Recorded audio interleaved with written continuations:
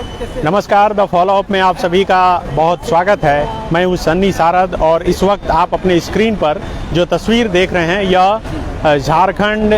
के राज्यपाल भवन यानी कि राजभवन की तस्वीर है।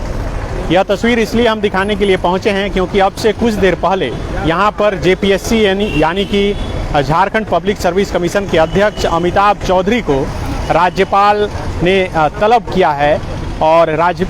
जेपीएससी चेयरमैन अमिताभ चौधरी के साथ साथ रांची के एसएसपी को भी तलब किया गया है। आप सबों को पता है कि आखिर क्यों जेपीएससी के अध्यक्ष को तलब किया गया है, क्योंकि 7वीं जेपीएससी प्रारंभिक परीक्षा का जब से परिणाम जारी हुआ है तब से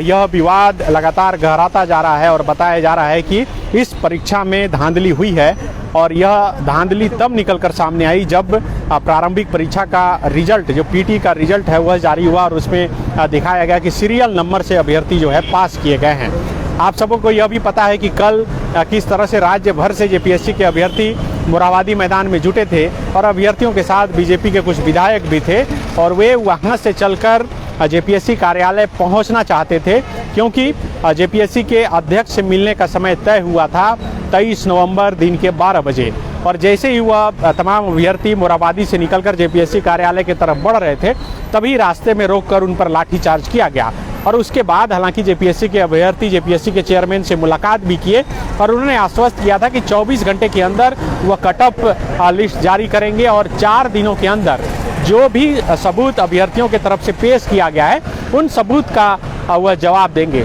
जिस सबूत में बताया गया था कि आखिर क्या कुछ धांधली हुई है उसका कहा जा सकता है कि जवाब 4 दिनों में देने का समय जेपीएससी के अध्यक्ष ने मांगा था। और अभी देखिए झारखंड के राज्यपाल रमेश बैस ने जेपीएससी के चेयरमैन को तलब किया है। हमारे पीछे आप देख सकते हैं कि ये राजभवन है और अब से कुछ देर पहले ही यहाँ पर जेपीएससी के अध्यक्ष अमिताभ चौधरी पहुँचे हैं और उनके साथ रांची के एसएसपी सुरेंद्र कुमार झा हैं। जिस तरह से कल लाठीचार्ज की गई, हो सकता है कि पुलिस पर भी सवाल खड़ा होता हो, चूँकि विधायक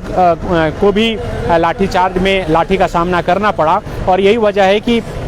रांची के एसएसपी को भी तलब किया गया है। आप देख सकते हैं कि यहाँ पर भीड़ है, तमाम रांची के जितने भी पत्रकार हैं वो यहाँ पर पहुँचे हैं, क्योंकि कल जिस तरह से छात्रों पर बर्बरतापूर्ण लाठीचार्ज किया गया और उसके बाद लगातार सवाल खड़े हो रहे थे और लाठीचार्ज के बाद शाम को इसी राजभवन में बीजेपी के नेता और विधायक मुलाकात करने के लिए पहुंचे थे और मुलाकात करके उन्होंने एक ज्ञापन भी सौंपा था राज्यपाल को और तमाम घटनाओं की जानकारी दी थी कि किस तरह से वह शांतिपूर्ण ढंग से मोरहाबादी मैदान से जेपीएससी कार्यालय जा रहे थे सबूत सौंपने के लिए, छात्रों के हक में बात करने के लिए, और रास्ते में पुलिस ने रोककर उन पर लाठीचार्ज की थी। और यही वजह है कि अभी जेपीएससी के अध्यक्ष अमिताभ चौधरी को तलब किया गया है और यहाँ पर जेपीएससी के अध्यक्ष के साथ साथ रांची के एसएसपी भी पहुँचे हैं और फिलहाल अंदर जो है जेपीएससी के अध्यक्ष से झारखंड के राज्यपाल रमेश बैस से बातचीत चल रही है। हो सकता है कि जेपीएससी परीक्षा को लेकर जो तमाम तरह की बातें सामने आ रही है उस पर स्पष्टीकरण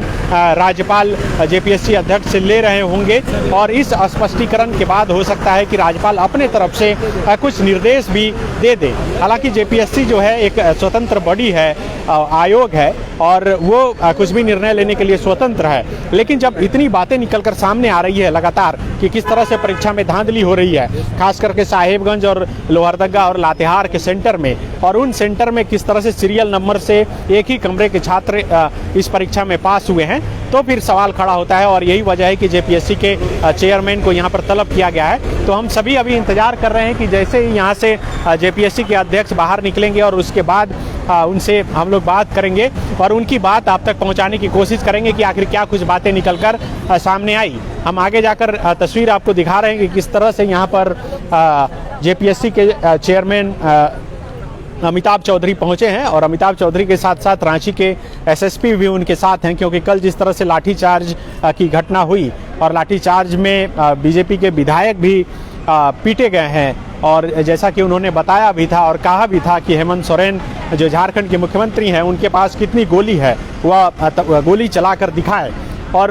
उसके बाद जिस तरह से माहौल कल रांची के मोरहाबादी मैदान में बना था और भगदड़ सा माहौल हो गया। और ख़ास करके झारखंड जो अभी यहाँ पर नियुक्ति वर्ष घोषित है और नियुक्ति वर्ष में किसी परीक्षा को लेकर या फिर अपनी नियुक्ति की मांग को लेकर जब छात्र सड़क पर उतरे और उन पर लाठीचार्ज होता है तो सवाल खड़े हो जाते हैं। और यही वजह है कि सवाल खड़ा हो रहा है और तमाम तरह के जब सवाल खड़े हो रहे हैं तो राज्यपाल ने इस मामले में संज्ञान लिया है और राज्यपाल ने जेपीएससी के चेयरमैन को तलब किया है। इस वक्त देखिए हमारे पीछे यही राजभवन है और इसी गेट से होते हुए अभी जेपीएससी के चेयरमैन अंदर गए हैं और फिलहाल अंदर जो है राजभवन के अंदर जेपीएससी के चेयरमैन से यहाँ पर बातचीत चल रही है। और जब जेपीएससी के चेयरमैन निकलेंगे तो हम सब कोशिश करेंगे कि उनसे बात करने के लिए जो सवाल छात्र उठा रहे हैं, जो सवाल जो अभ्यर्थी उठा रहे हैं, जो सवाल विपक्ष के तमाम नेता उठा रहे हैं कि किस तरह से जेपीएससी के इस प्रारंभिक परीक्षा में धांधली हुई है, कैसे सीरियल नंबर से अभ्यर्थी पास हो गए, इन तमाम सवालों के जवाब हम लेने की कोशिश करेंगे और कोशिश करेंगे कि वो इस पर क्या जवाब देते हैं, फिर क्या सोचते हैं, उनका क्या नज़रिया है, यह भी जानने की कोशिश करेंगे। तो हम इंतज़ार कर रहे हैं और जैसे ही यहाँ से अभी जेपीएससी के चेयरमैन निकलेंगे तो फिर हम बात करेंगे और आपके साथ एक बार फिर से लाइव जुड़ेंगे। शुक्रिया।